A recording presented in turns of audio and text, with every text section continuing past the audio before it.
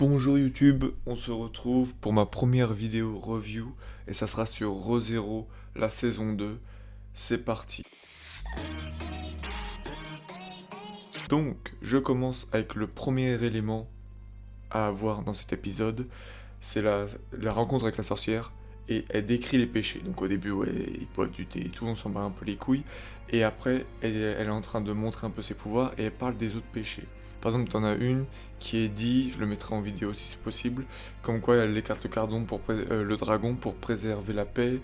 Il y en a une qui utilise l'amour pour les hommes bêtes. La deuxième chose qui m'a choqué quand elle présentait ça, c'est qu'en gros, elle s'introduisait sorcière de l'avarice, mais elle parlait comme si c'était d'une autre personne de la sorcière qui a mangé tous ses péchés en fait. Donc, est-ce que c'est la même personne, ou est-ce que elle est possédée, ou est-ce que c'est pas du tout elle, la sorcière qui a mangé tout le monde?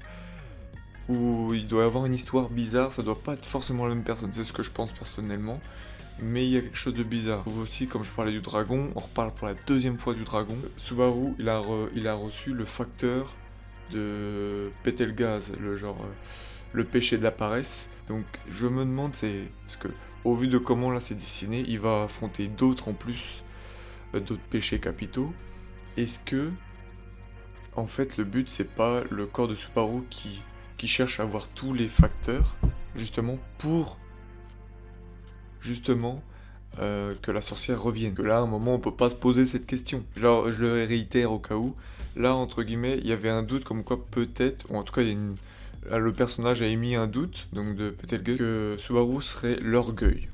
Au vu de toute l'harmonie qu'il a avec la sorcière, toute l'odeur qu'il dégage et le pouvoir qu'il a, entre guillemets, de elle.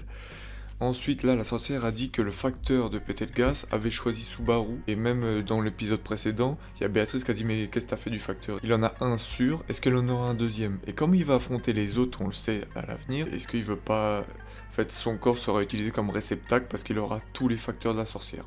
La deuxième grosse partie où je vais parler, c'est pas une grosse partie, mais je trouve que c'est une révélation intéressante qui fait écho à la première saison aussi, c'est le magicien Roswald.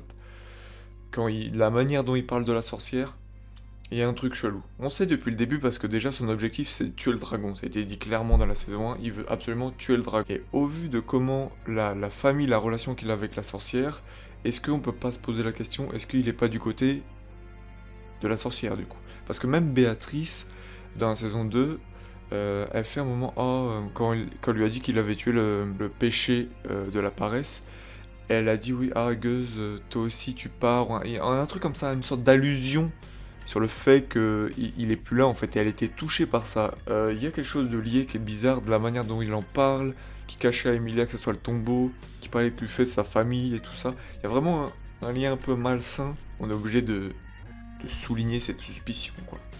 Et à la fin, la dernière révélation entre guillemets, plus moindre je dirais, c'est que la première épreuve, en gros il retourne dans notre monde en fait.